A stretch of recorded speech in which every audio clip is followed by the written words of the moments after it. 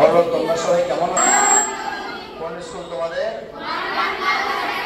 Quantum girls academy, চাপড়া branch, class 12। আজকে কি করব আমরা? আলোর ব্যতিচার এবং অপবর্তনের পার্থক্য। তো চলো শুরু করা যাক, শেষের দিকে তোমাদের সঙ্গে পরিচয় করে দেবো, ঠিক আছে? তো আমাদের চ্যাপ্টারের নাম কি ছিল বলুন তো? ডিফ্রাকশন,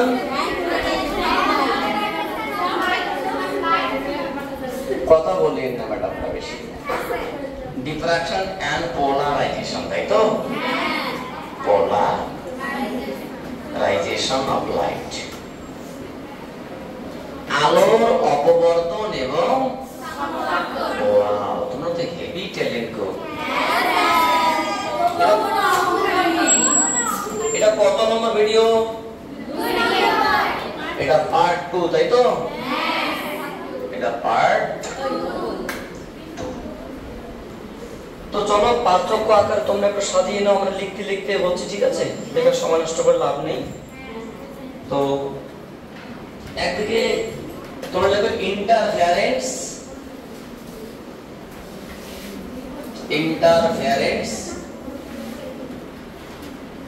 মানে কি? ব্যতিচার। আর একদিকে ডিফ্রাকশন মানে কি? অপবর্তন। একটু হালকা করে তুলনামূলক ভাবে না জানলে চলবে না। অপবর্তন। তো স্যার প্রথম প্রশ্ন, ডিফ্রাকশন আর অপবর্তনের যে আপনি ডিফ্রাকশন এবং ব্যতিচারের মধ্যে পার্থক্য আপনি আলোচনা করছেন। তো আমাদের ছোট্ট প্রশ্ন যে ব্যতিচার কখন সৃষ্টি হয় বা কোথা থেকে ব্যতিচার সৃষ্টি হয়, কেউ কি বলতে পারবেন? তাহলে দেখুন প্রথম পয়েন্ট, এটা কি পার্মানেন্ট নাকি? এত রকম কালার কি করে আসলো? দুটি সুসংগত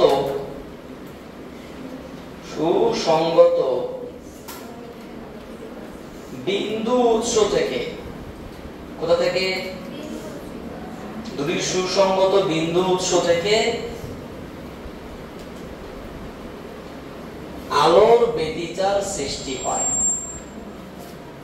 আলোর ব্যতিচার সৃষ্টি হয়, এটা কিন্তু বোর্ড এক্সামে খুবই আসে, ঠিক আছে? এটা কিন্তু তোমাদের সিম্পল কোশ্চেন নয়, যে সিম্পল কোশ্চেন বোর্ড এক্সামে কিন্তু আসে। তো সেই হিসেবে একটা এক্সামের কথা মাথায় রেখে পড়বে। তো অনুরূপভাবে স্যার অপবর্তন তাহলে কখন সৃষ্টি হয়? মাথায় রাখবে যে তরঙ্গ মুখের উপর একাধিক গৌণ উৎস থেকে আলোর অপবর্তন সৃষ্টি হয়। কোথা থেকে? তরঙ্গ মুখে। কোন মুখের? Very good. উপর অবস্থিত গৌণ উৎস থেকে, মানে বহু সংখ্যক গৌণ উৎস থেকে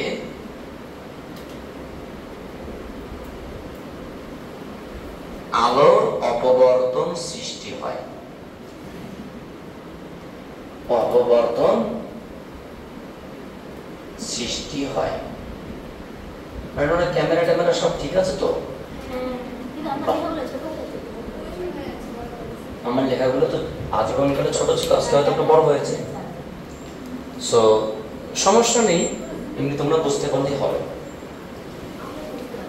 সো 2 নম্বর পয়েন্ট, পেনগুলোতে তেল আছে কিন্তু শ্যাডো মার্কা।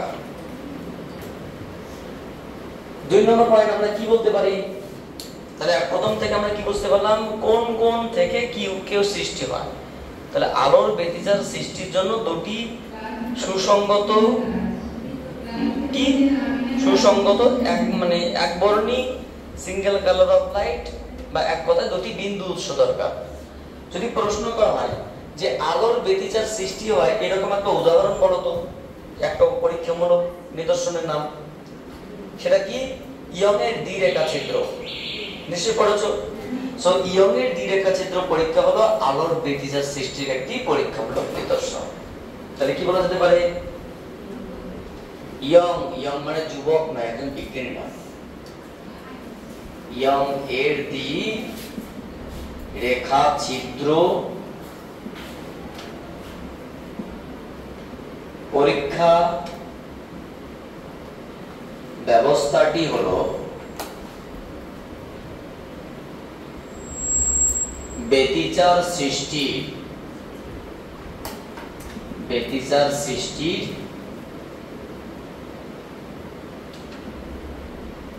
একটি পরীক্ষামূলক নিদর্শন।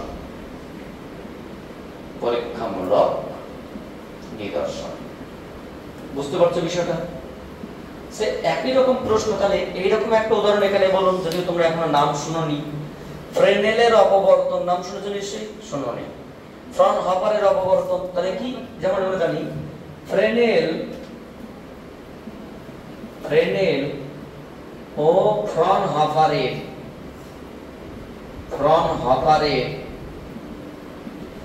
অপবর্তন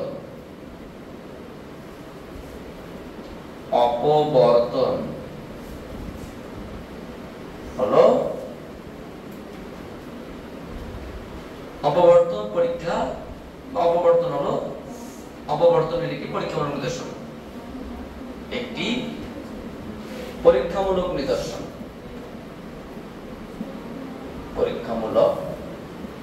নিদর্শন। যদিও আমরা ফ্রনহফার, ফ্রেনেল নিয়ে বিস্তারিত আলোচনা আসছে, এই ক্লাসে আসবো, টেনশনের কোনো কারণ নেই। পরবর্তী পয়েন্ট যদি আমরা বোঝানোর চেষ্টা করি, আর কি পয়েন্ট আমরা আলোচনা করতে পারি? যেমন আমরা কি দেখলাম, যদি প্রশ্ন করা হয় যে ব্যতিচারের একটা উদাহরণ দাও, ইয়ং এর দ্বিরেখা ছিদ্র, অপবর্তনের একটা উদাহরণ দাও, ফ্রনহফার বা ফ্রেনেল উদাহরণও হতে পারে, পরীক্ষামূলক নিদর্শনও হতে পারে। এবার সবথেকে গুরুত্বপূর্ণ পয়েন্ট, বলতো ব্যতিচার যখন আমরা সৃষ্টি দেখেছিলাম, ঝালরের প্রস্থ নাম শুনেছো? ফ্রিঞ্জ উইথ, পরপর দুটি উজ্জ্বলের মধ্যে ঝালরের প্রস্থ বা পরপর দুটি অন্ধকারের মধ্যে ঝালরের প্রস্থ কি ছিল বলতো? কত ছিল? মানে সমীকরণ কি ছিল? y = d lambda by 2. Very good. তাহলে ব্যতিচার ঝালরের ক্ষেত্রে পরপর দুটি উজ্জ্বল বা পরপর দুটি অন্ধকারের ঝালরের প্রস্থ কি হয়? সমান হয়, এবং তার মান কত? y = d lambda by 2। যদি আমরা মানগুলো বসিয়ে দিই শিখতে মানে, তো ব্যাপারটা হচ্ছে গিয়ে আলোর অপবর্তনের ক্ষেত্রে প্রত্যেকটা উজ্জ্বল এবং প্রত্যেকটা অন্ধকার কোটির বেধ সমান হবে না, বা পরপর দুটি উজ্জ্বল পরপর দুটি অন্ধকারের বেধ সমান হবে না। এখানে সমান হয়, অর্থাৎ এখানে ঝালরের প্রস্থ সমান হয়, এখানে ঝালরের প্রস্থ অসমান হয়। তাহলে কি বলতে পারি? ব্যতিচার ঝালরের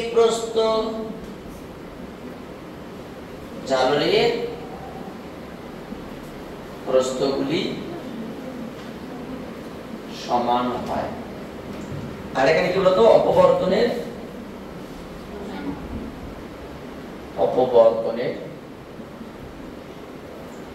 ঝালরের প্রস্থগুলির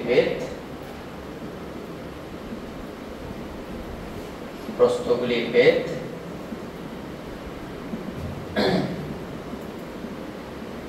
সমান হয় না বা অসমান হয়। পরবর্তী গুরুত্বপূর্ণ পয়েন্ট, এটা অত্যন্ত গুরুত্বপূর্ণ পয়েন্ট, আমি যেটা বলতে চাইছি সেটা তোমাকে পুরোপুরি এই অপবর্তন চ্যাপ্টারকে পর্যালোচনা করতে সহায়তা করবে। বলতো ব্যতিচার যখন ঝালরের সৃষ্টি হয় তখন গঠনমূলক ব্যতিচারের শর্ত কি? গঠনমূলক ব্যতিচার যখন সৃষ্টি হয় তখন কোন শর্তে গঠনমূলক ব্যতিচার সৃষ্টি হয়? যখন দশা পার্থক্যটা কি হয়? ডেল্টা n সমান সমান n ল্যাম্ডা হয়, আর ধ্বংসাত্মকমূলক কি হয়? 2n + 1 lambda by 2। তাহলে গঠনমূলক ও ধ্বংসাত্মকমূলক ব্যতিচারের শর্ত যথাক্রমে n ল্যাম্ডা এবং 2n + 1 ল্যাম্ডা বাই 2। পরিষ্কার করে মাথায় একটা জিনিস ঢুকিয়ে নাও যে গঠনমূলক, এখানে মূলক ধ্বংসাত্মকমূলক শব্দটা ইউজ নয়, এখানে চরম অবম, যেটাকে আমরা গঠন বলছি এখানে সেটাকে আমরা চরম বলছি, যেটাকে আমরা ধ্বংসাত্মক বলছি সেটাকে অবম বলছি। ম্যাক্সিমা মিনিমা একই জিনিস, এর বিগ ব্যবহার করছে তাই আমরা লিখবো চরম অবমটাই গঠন ধ্বংসাত্মক। তাহলে আলোর ব্যতিচারের ক্ষেত্রে গঠনমূলকের শর্ত এখানে সেটা ধ্বংসাত্মক বা অবমের শর্ত হিসেবে কাজ করবে। কি বললাম?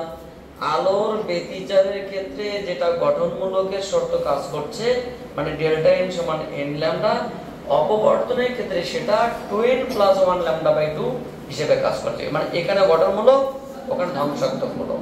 এখানে ধ্বংসাত্মকমূলক মানে এখানে যেটা গঠনমূলক ডেল্টা এন সমান 2n সমান n ল্যামডা, এটা ওখানে কি হিসেবে কাজ করবে? ধ্বংসাত্মকমূলক হিসেবে। আর এখানকার ধ্বংসাত্মকটা ওখানে কি হিসেবে কাজ করবে? হ্যাঁ স্যার, কি করে এটা নিয়ে আমরা বিস্তারিত আলোচনা করব, কিন্তু মাথায় এটা ঢুকে রাখার চেষ্টা করো এখানকার গঠন এখানকার অবম বুঝতে পারলে যদি তুমি যে জায়গাটা বোঝানো হবে ওটা অনেকটা ডিফিকাল্ট জায়গা, বড় টিচাররাই বুঝতে পারে না তোমাকে কি বোঝাবো। আমি তোমাকে ক্লিয়ারলি বোঝানোর চেষ্টা করি, জিরো টেনশন, কিন্তু এইটুকু মাথায় রাখার চেষ্টা করে এখানকার গঠন ওখানকার ধ্বংসাত্মক হিসেবে কাজ করে, তাহলে দেখবে তোমার সবটাই হয়ে গেছে। বোঝা গেল? আচ্ছা, তাহলে আমরা কি লিখতে পারি? গঠনমূলক ও ধ্বংসাত্মকমূলক ব্যতিচারের শর্ত হলো গঠনমূলক ও ধ্বংসাত্মকমূলক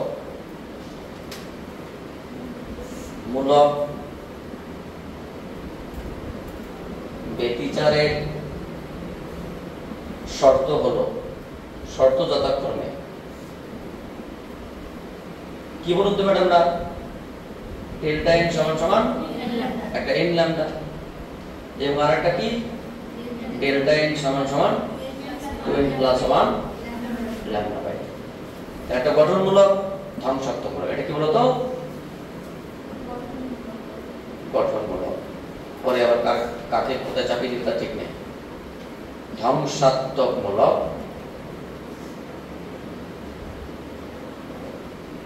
মূলক। এবার বিষয়টা হচ্ছে কি এখানে আলোর অপবর্তনের ক্ষেত্রে চরম ও অবম বিন্দুর শর্ত হলো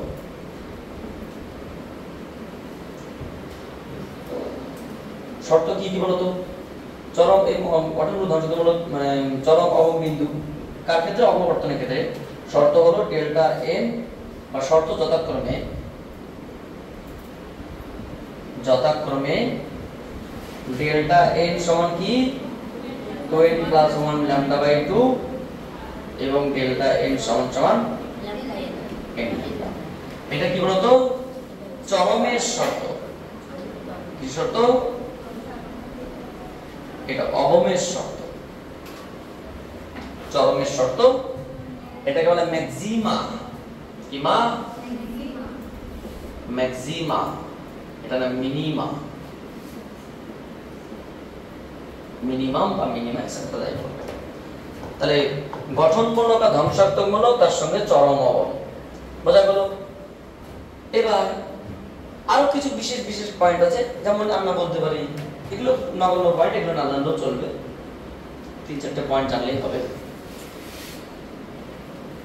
আলোর ব্যতিচারের ক্ষেত্রে অন্ধকার অংশগুলো সম্পূর্ণ অন্ধকারাচ্ছন্ন হয় বা উজ্জ্বল অংশগুলো সম্পূর্ণ উজ্জ্বল হয়।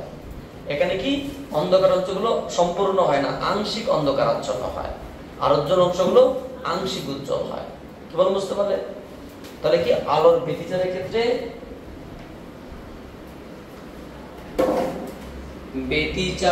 ক্ষেত্রে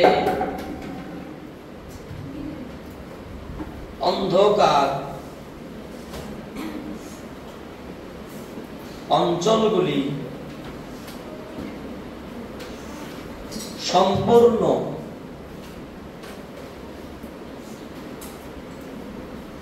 অন্ধকারাচ্ছন্ন হয়। আর অন্ধকারাচ্ছন্ন এখানে কি হয়?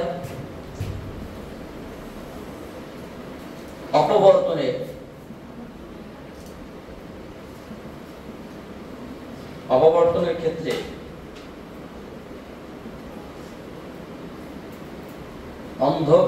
অঞ্চলগুলি, আমি তো অন্ধকার দিয়ে বললাম, এটা উজ্জ্বল দিয়ে বলা যেতে পারত। অন্ধকার অঞ্চলগুলি কি হয়? আংশিক অন্ধকারাচ্ছন্ন হয়। ঠিক আছে, আংশিক অন্ধকারাচ্ছন্ন এটসেট্রা। তোমরা এইটুকুই আগে পার্থক্য হিসেবে জেনে রাখো, তারপরে আমরা বিস্তারিতভাবে আসি। এটুকু তুলে নাও, আমরা নেক্সট টপিক নিয়ে আসছি, টেনশন না কোনো। তাহলে আমরা ব্যতিচার এবং অপবর্তনের পার্থক্যটা মোটামুটি বুঝতে পারলাম, তাই তো? এবার প্রশ্ন হচ্ছে গিয়ে আলোর ব্যতিচার আলোর অপবর্তনের পরীক্ষামূলক নিদর্শনগুলো আমাদের জানতে হবে। প্রথম প্রশ্ন, অপবর্তন কত প্রকার ও কি কি? অপবর্তন কত প্রকার ম্যাডামরা? Types of diffraction. Types of diffraction, অপবর্তনের প্রকার। কত প্রকার? 2 প্রকার। কি কি? Number 1, Fresnel diffraction. ফ্রেসনেল বা ফ্রেনেল যেটাকে আমরা বলি, ফ্রেসনেল ডিফ্রাকশন। ডিফ্রাকশন এটা মানে কি? ফ্রেনেলের অপবর্তন। ফ্রেনেলের অপবর্তন। আচ্ছা স্যার, ফ্রেনেলের অপবর্তন কাকে বলে? আলোর অপবর্তনের যে পরীক্ষা ব্যবস্থায় ছিদ্র থেকে উৎস ও ছিদ্র থেকে পর্দার দূরত্ব সসীমে থাকে। কোথা থেকে কি?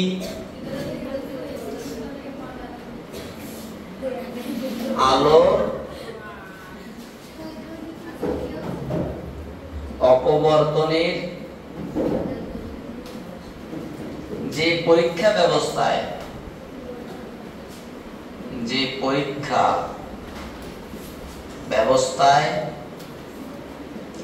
ছিদ্র থেকে উৎস ও পর্দা উভয়ই সসীমে অবস্থান করে। সসীমে অবস্থান করে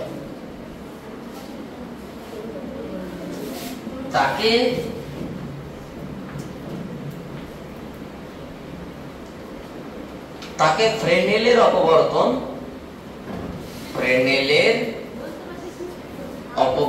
বলে। অপবর্তন বলে। ফ্রেনেলের অপবর্তন তাহলে কাকে বলে? আলোর অপবর্তনের যে পরীক্ষা ব্যবস্থায় ছিদ্র থেকে উৎস ও ছিদ্র থেকে পর্দা, কোথা থেকে কি? ছিদ্র থেকে উৎস এবং ছিদ্র থেকে পর্দা, দুটোই কোথা থেকে? সসীমে, নট অসীমে। বলুন তো ম্যাডাম, এটা কি একটা? এটা একটা ছিদ্র। এটা একটা কি? স্লিট বা ছিদ্র। এটা একটা কি বলুন তো ম্যাডামরা? কি কিরিন? স্ক্রিন বা পর্দা। এবার এটা কি বলতো? সোর্স মানে কি? উৎস। তাহলে বিষয়টা হচ্ছে কি, ছিদ্র থেকে উৎসটা কোথায় থাকবে? সসীমে থাকবে। এবং ছিদ্র থেকে পর্দা কোথায় থাকবে? এটাও সসীমে থাকবে। এই যে পরীক্ষা ব্যবস্থা, এটার নাম ফ্রেনেলের অপবর্তন। মানে ঠিক এই টাইপের। স্যার একটা তো উদাহরণ দিতেন, এটা কি রকম ক্ষেত্রে সৃষ্টি হয়? তোমাদের ছোট্ট প্রশ্ন করছি, তো অপবর্তন কোথা থেকে সৃষ্টি হয়? আমি ইতিমধ্যে বলেছি,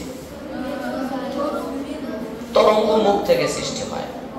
মানে আলোর ব্যতিচার খেলা যেখানে শেষ, অপবর্তনে খেলা সেখানে শুরু। কারণ তরঙ্গ মুখ থেকে অপবর্তন সৃষ্টি হয়। তাহলে তরঙ্গ মুখ কত প্রকার? 3 প্রকার। কি কি? গলীয় তরঙ্গমুখ, চোঙাকৃতি তরঙ্গমুখ, সমতল তরঙ্গমুখ। তাহলে এখানে গলীয় এবং চোঙাকৃতি এই দুটি তরঙ্গমুখের উপর অবস্থিত বিভিন্ন গৌণ উৎস থেকে ফ্রেনেলের অপবর্তন সৃষ্টি হয়। তাহলে কোন কোন তরঙ্গমুখ থেকে? গলীয় ও চোঙাকৃতি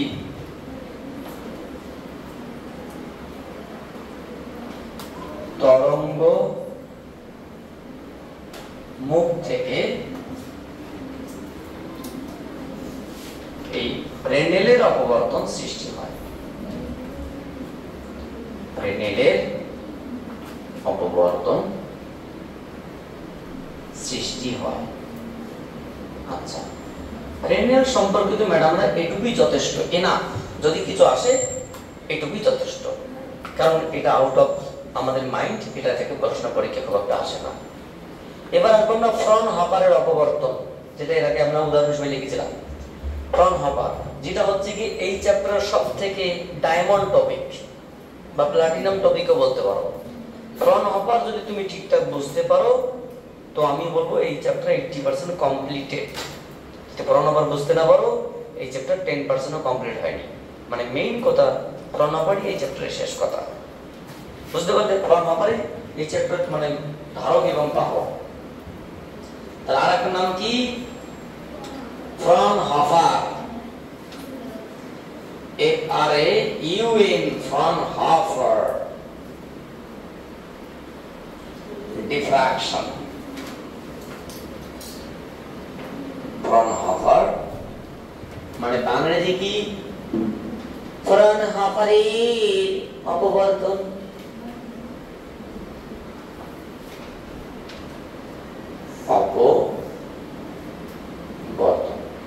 তাহলে স্যার ওটা যেমন বললেন যে ছিদ্র থেকে উৎস পর্দা সসীম, তাহলে এটা কি হবে?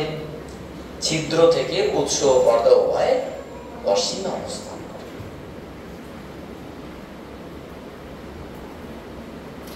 আলোর অপবর্তনের যে পরীক্ষা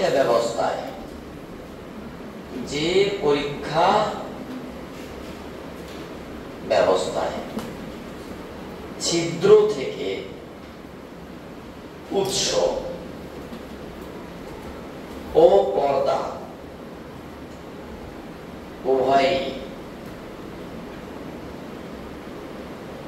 অসীমে অবস্থান করে, সসীম নয় কিন্তু অসীম, ইনফাইনাইট বা ইনফিনিটি, অসীমে অবস্থান করে।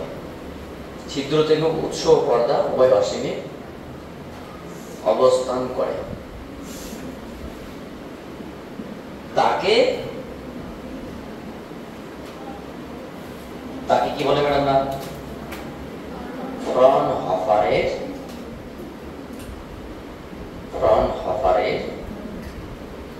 অপবর্তন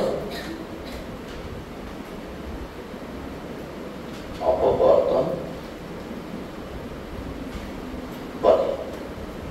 আচ্ছা, তো স্যার এখানকার মতো করে একটু বলতেন। হ্যাঁ অবশ্যই বলবো, কেন বলবো না, তোমাদের জন্যই তো সবকিছু। এই যে একটা ছিদ্র বা সিলিট, ম্যাডাম এখানে কি থাকবে? স্ক্রিন বা পর্দা, স্ক্রিন বা পর্দা, নট আইসক্রিম। এখানে সোর্স বা উৎস।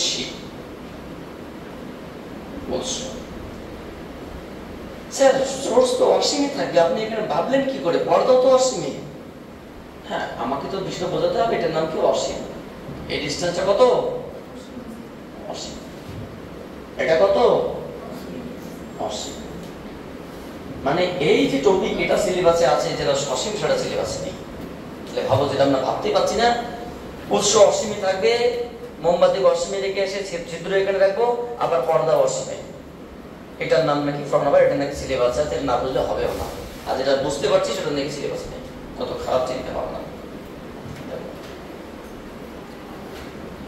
তাহলে রশ্মি কোথা থেকে আসে? অসীম থেকে রশ্মি কিভাবে আসে? সমান্তরাল রশ্মি কি তরঙ্গমুখ সৃষ্টি করে? সমান্তরাল রশ্মি কি তরঙ্গমুখ সৃষ্টি করে? সমতল। সমতল তরঙ্গমুখের উপর কি বিন্দু থাকবে? কি উৎস থাকবে? অনেকগুলো গৌণ উৎস থাকবে। সেখান থেকে কি হবে? ফ্রনহফার অপবর্তন সৃষ্টি হবে। তাহলে বলতে পারি অসীম দূরত্ব থেকে আগত,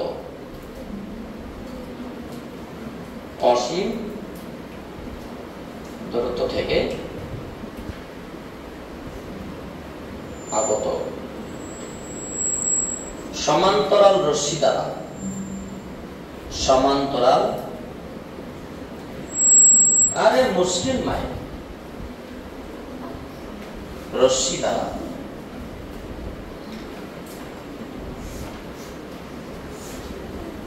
সৃষ্ট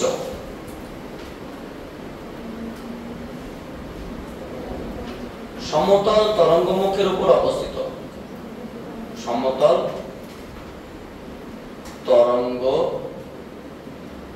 মুখের উপর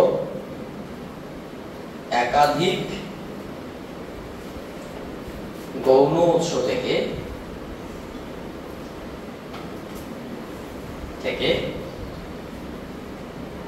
তোমার থেকে কি ফ্রনহফারের অপবর্তন সৃষ্টি হয়। অপবর্তন সৃষ্টি হয়। তো এই হচ্ছে যে টাইপস অফ ডিফ্রাকশন।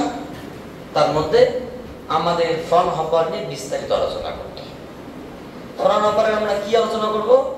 ফ্রনহফারের একক রেখা ছিদ্রের অপবর্তন, যে টপিকটা আমরা এখন আলোচনা করব তার নাম কি? ফ্রনহফারের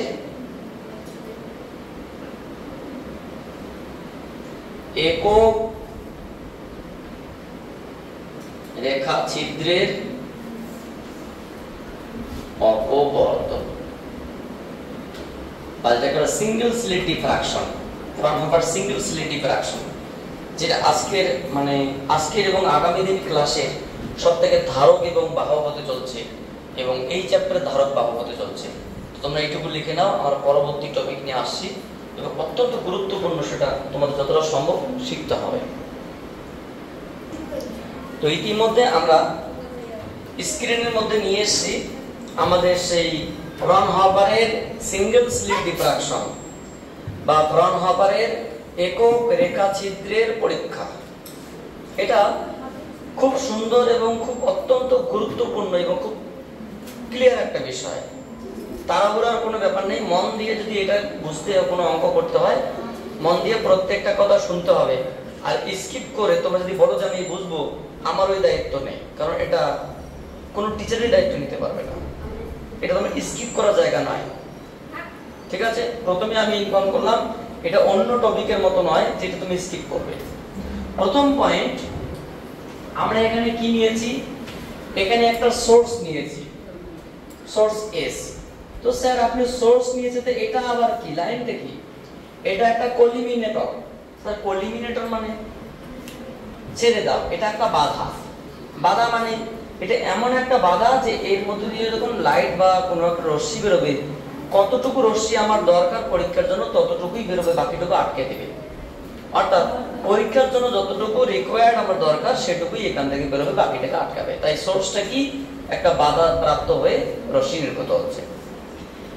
তো স্যার আপনি তো আমাদের একটু আগে শেখালেন যে ফ্রনহফারের অপবর্তন পরীক্ষায় যে লেখাই আছে এখানে যে আলোর অপবর্তনে যে পরীক্ষা ব্যবস্থায় ছিদ্র থেকে উৎস এবং ছিদ্র থেকে পর্দা উভয় কোথায় থাকে? অসীমে। তো স্যার এখানে তো সসীমে উৎস আছে, সসীমে পর্দা আছে না স্যার।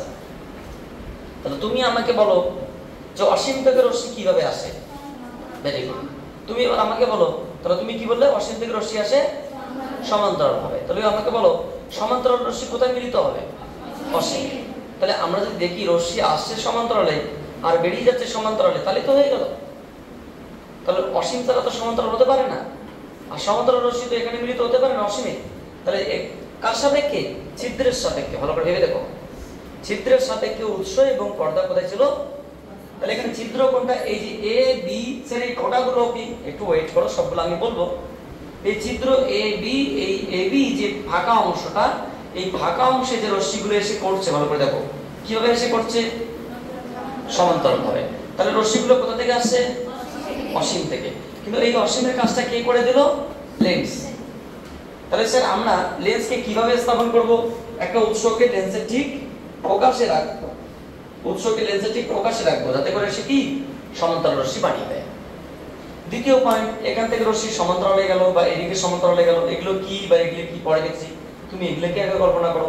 তাহলে এই রশ্মিগুলো যখন লেন্সে আরেকটা পাঠালাম, তখন আমাকে তো পর্দা অসীমে ধরা সম্ভব নয়, আবার একটা লেন্স থেকে প্রকাশ দূরত্বের মধ্যে একটা পর্দা নিলাম এবং সেই পর্দার মধ্যে আমরা কি রশ্মিগুলোকে মার্জ করলাম। বুঝতে পারলে? এটার নাম কি? এটার নাম স্ক্রিন বা পর্দা। এটার নাম কি? স্ক্রিন বা পর্দা। তাহলে এটার নাম স্লিট, এটার নাম সোর্স, এটার নাম কি? স্ক্রিন। এবং এই অসীমের কাজগুলো কে সাহায্য করলো? লেন্স। লেন্স এখানে আমাদের কোনো ভূমিকাই নেই, শুধুমাত্র ফ্রনহফারের ডেফিনেশনকে বা ফ্রনহফারের সমস্ত ইনফরমেশনকে মেইনটেইন করার জন্য আমরা লেন্স ব্যবহার করলাম।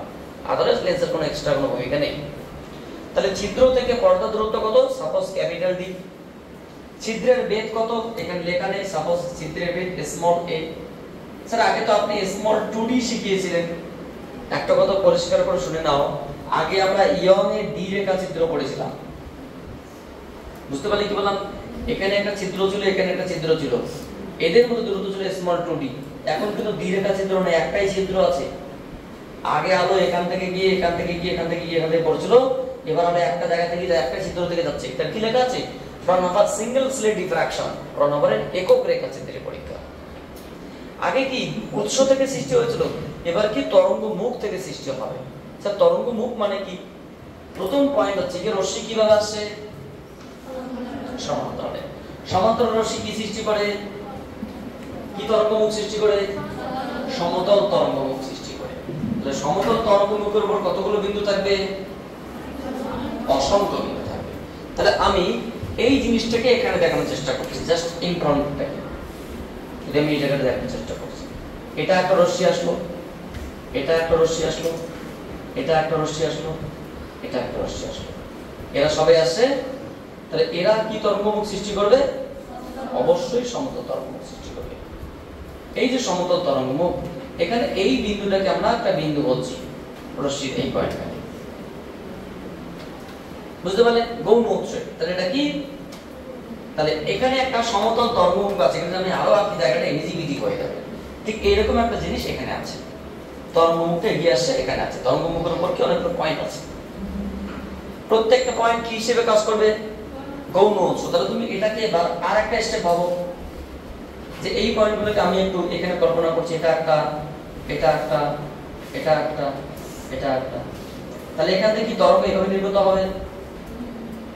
এখানে তরঙ্গ এইভাবে নির্গত হবে, and then তাহলে ভাবো এবার কি ঘটনা ঘটতে পারে। এখান থেকে এদিকে রশ্মি আছে, এদিকে আছে, এদিকে আছে, এখান থেকে এইদিকে আছে, অনেক হাজার হাজার রশ্মি আছে। জাস্ট আমি দুই তিনটা অঙ্কন করার চেষ্টা করছি। তাহলে দেখো, তাহলে এই রশ্মিগুলো যখন একটা জায়গায় মিলিত হবে, কি ঘটনাটা ঘটবে? বুঝতে পারলে? এগুলো কিন্তু কোনো পয়েন্ট নয়, এগুলো এক একটা সোর্স, সেকেন্ডারি সোর্স। আর আমাদের ডেফিনিশন ছিল যে তরঙ্গ মুখের উপর অবস্থিত একাধিক গৌণ উৎস থেকে আলোর অপবর্তন সৃষ্টি হয়। তাহলে কি এগুলো এক একটা সোর্স। তাহলে ভাবো এখানে কতগুলো রশ্মি আছে, কোটি কোটি রশ্মি আছে।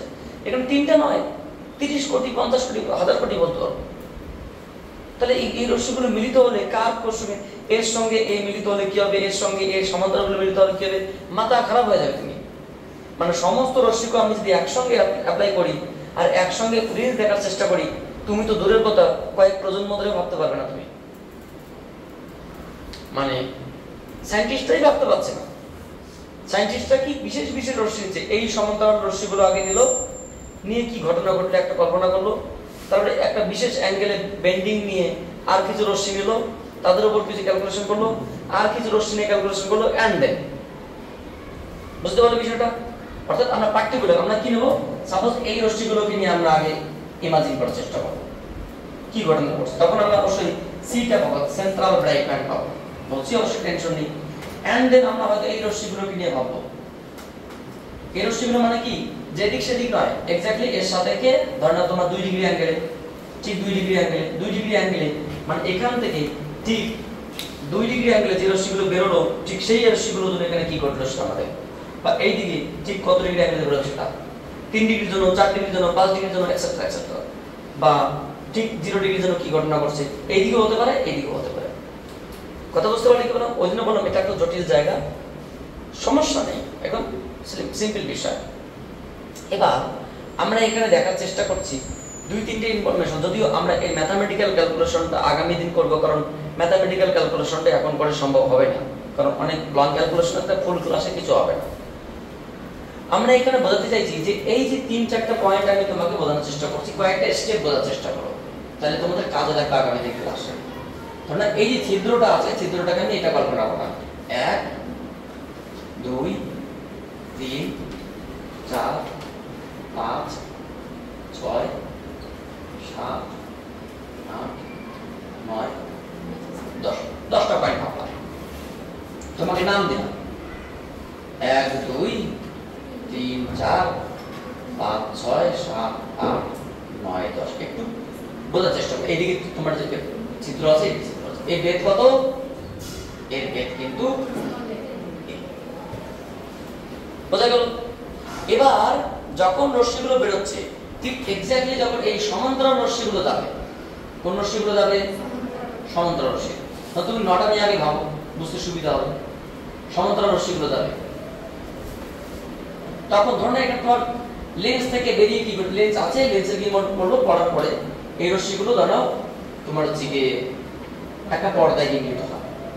তাহলে ঠিক এইদিকে 4টে এবং এইদিকে 4টে, মানে এটা পঞ্চমতম, এই সোজাসুজি যাবে, কারণ ধরুন ভাবো এই রশ্মিটা সোজাসুজি গেল, ঠিক আছে। এই রশ্মিটা এখানে যাবে, মানে এখানে লেন্স আছে, লেন্সটা আমি রাখছি না, লেন্স এখানে গিয়ে এসে এখানে মিলিত হবে, এখানে গিয়ে এসে এখানে মিলিত হবে। আবার এরা দুজন এখান থেকে এসে এখানে মিলিত হবে, এখানে গিয়ে এখানে মিলিত হবে। আবার এরা দুজন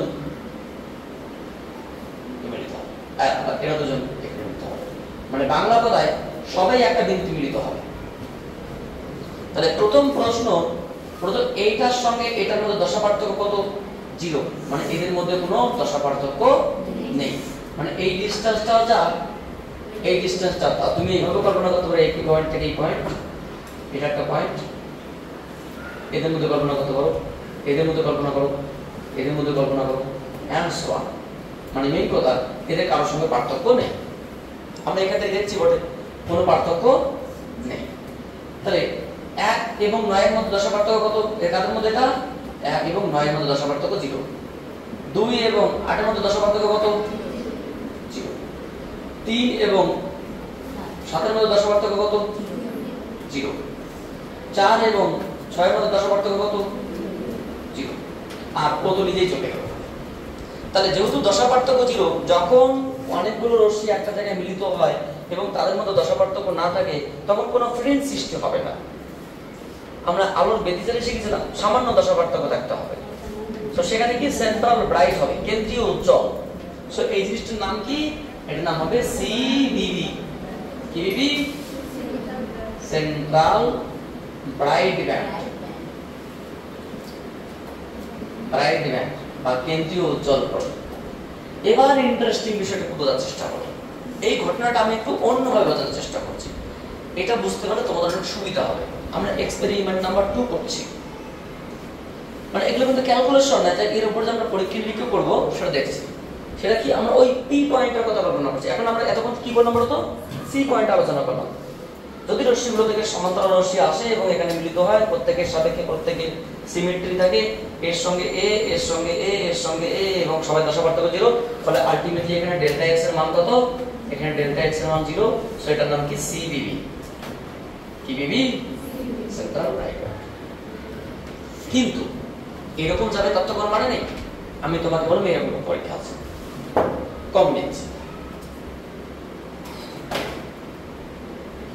6টা নিলাম, মানে 10টা নিতে পারবো এক্সেট্রা। তো এবার আমরা এমন রশ্মি যে এরকম না, এরকম একটা রশ্মি, এরকম রশ্মি এরকম, মানে প্রত্যেকটা রশ্মি একটা বিশেষ অ্যাঙ্গেলে বেরিয়ে যাচ্ছে, বিশেষ অ্যাঙ্গেলে বেরিয়ে যাচ্ছে। কার সাথে কি? এর সাথে বিশেষ অ্যাঙ্গেলে। সেটাকে তুমি থিটা এন ভাবতে পারো, যে থিটা এন বিশেষ অ্যাঙ্গেলে, হাফ ডিগ্রি, 1.5 ডিগ্রি, 2.5 ডিগ্রি, যাই হোক না কেন। তাহলে এরা যখন কোনো একটা লেন্সের মধ্যে দিয়ে গিয়ে ফাইনালি এখানে গিয়ে মিলিত হবে, মানে পর্দার উপর কোনো একটা পয়েন্টে মিলিত হবে।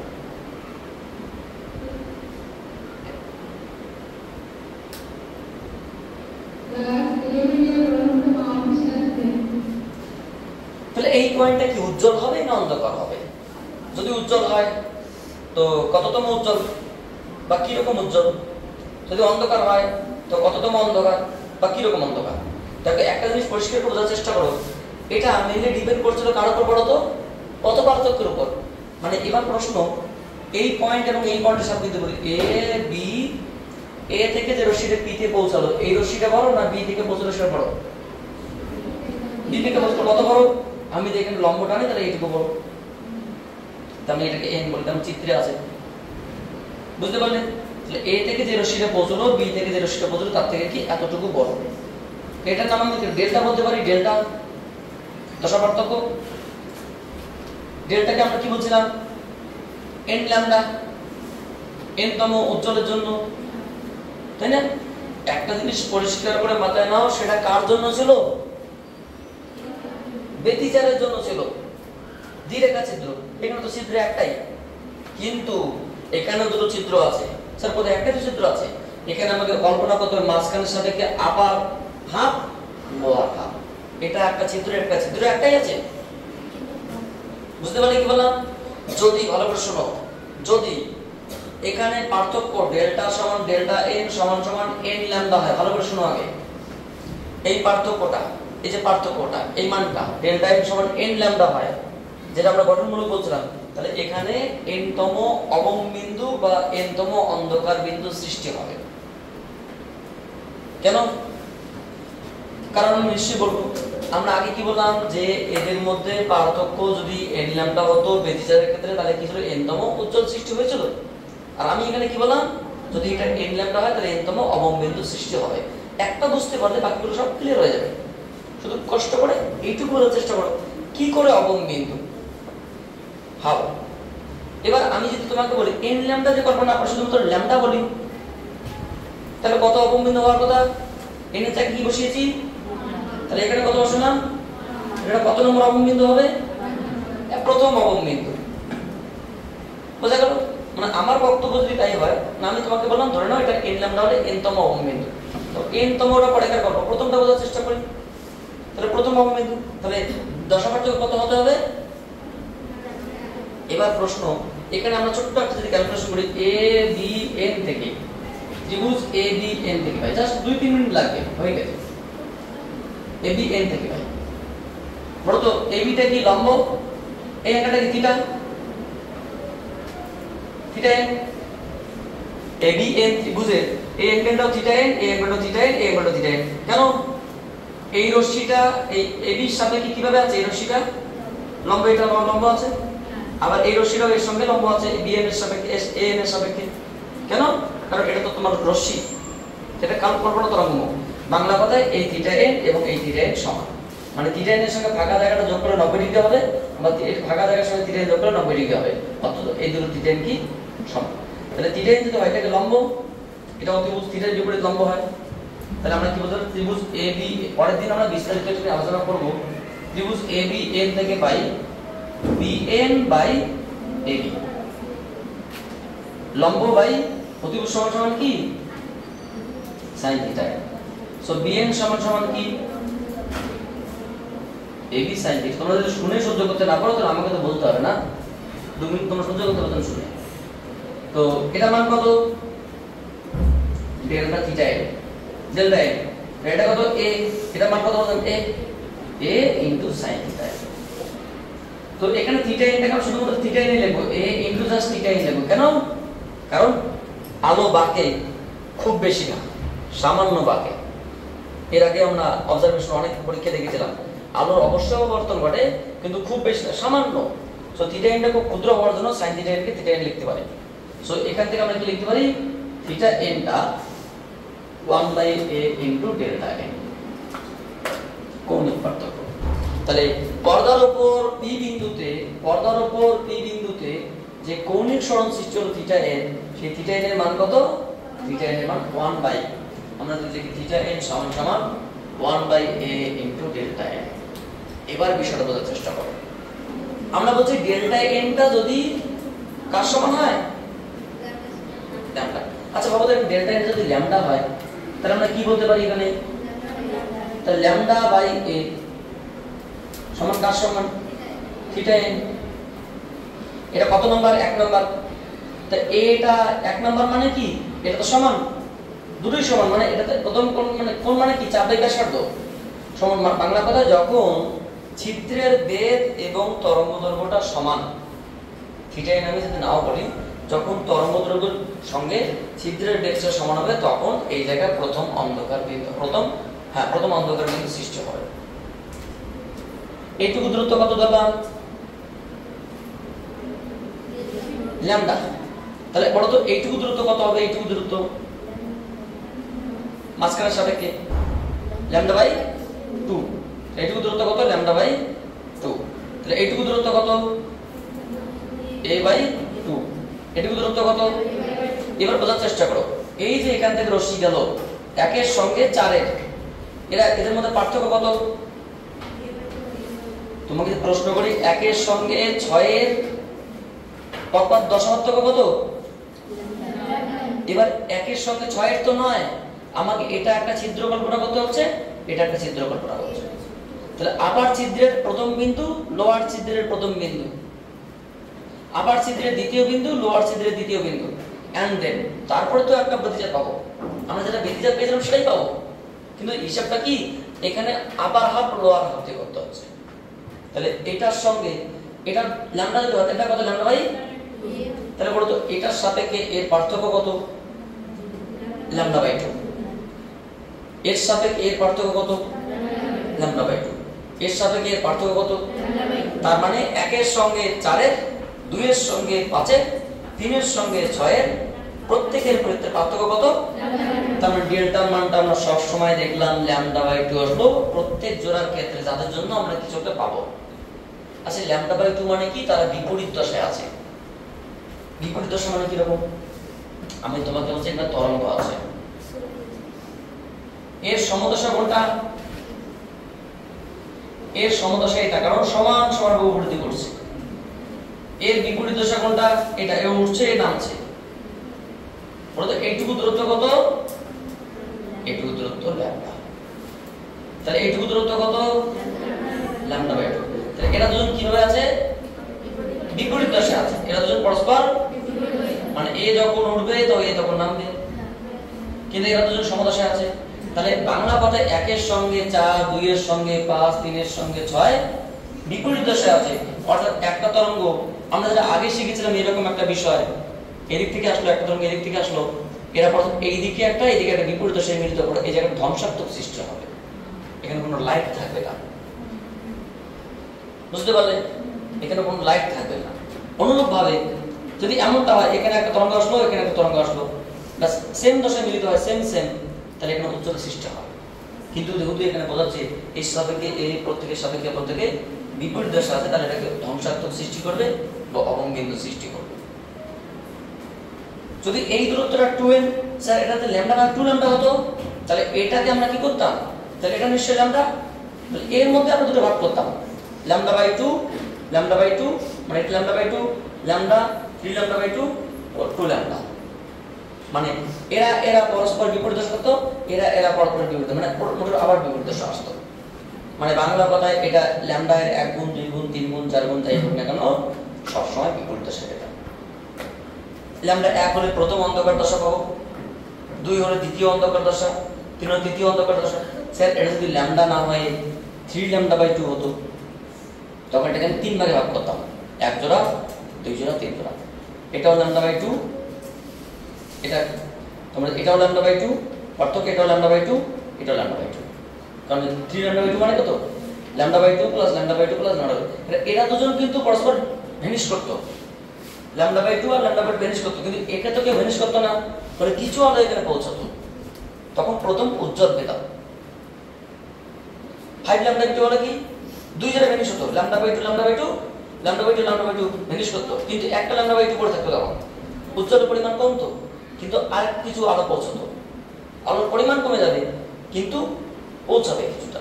অর্থাৎ ল্যামডা বাই 2 এর বিজোড় গুণিতক সংখ্যক যদি পার্থক্যটা হয় তাহলে সবসময় আলো পাওয়া যাবে, কিন্তু এখানে বিজোড়ের সংখ্যা যত বাড়বে আলোর পরিমাণ তত কমবে। আর যদি জোড় গুণিতক হয় এখানে অন্ধকার বিন্দু পাবো, এখানে কোনো আলো থাকবে না, এবং জোড়ের সংখ্যা যত বাড়বে অন্ধকারের গাঢ়তা তত বাড়বে। বুঝতে পারলে কি বলো? তো জানি তোমাদের বুঝতে অনেক অসুবিধা হচ্ছে, কারণ এগুলো হায়ার স্টাডিজের বিষয়। আগে তো এটা গ্রাজুয়েশনে ছিল, এক্সিডেন্ট ছিল না, এই মাত্র 3-5 বছর হলো যে এটা এক্সিডেন্ট ঢুকিয়ে দিয়েছে, সমস্যা নেই।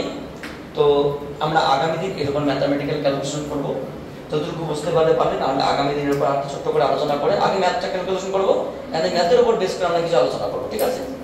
সো তোমরা যারা ভিডিও দেখছো পরবর্তী ভিডিওর জন্য ওয়েট করো, কারণ এটা অত্যন্ত গুরুত্বপূর্ণ। কারণ না দেখলে, না বুঝলে বা প্রত্যেকটা পয়েন্ট কথা না শুনলে বুঝতে পারবে না। দরকার রিপিট করে করে বারবার শুনবে, অবশ্যই বুঝতে পারবে। প্রত্যেকটা ভ্যালিড কথা বলেছে, একটা ফালতু কথা বা একটা কোনো অযথা কথা বলা হয়নি। এখানে কথাগুলো অত্যন্ত গুরুত্বপূর্ণ। আর অনেক পয়েন্ট আছে যে বলার সময় পাচ্ছি না বলে বলছি না, কিন্তু না বললেও নয়। তো ঠিক আছে, তোমাদের সঙ্গে ছোট্ট করে একটু ডিসকাস করে দিচ্ছি। তোমরা যদি কিছু বলতে চাও বলবে, তাহলে আমরা নেক্সট ক্লাসে বাকিটুকু আলোচনা করবো। অনেকক্ষণ ধরে আমরা সেই ক্লাস করছি। তোমরা কি ভালো আছো সবাই? কোনো সমস্যা ক্লাসের? এতদিন ক্লাসের মধ্যে আজকে দেখলাম যে ক্লাসটা খুব ভালো লাগছে তোমাদের, কারণ ক্লাসের মধ্যে মানসিকতা একদম প্রায় ক্ষীণ প্রকৃতি। যে এত দুর্বল টপিক আলোচনা করলে কি হলে, স্ট্রং টপিক আলোচনা না করলে হবে? মানে মরং মরং ভাব, শুধু মরার অভাব। So thank you for watching.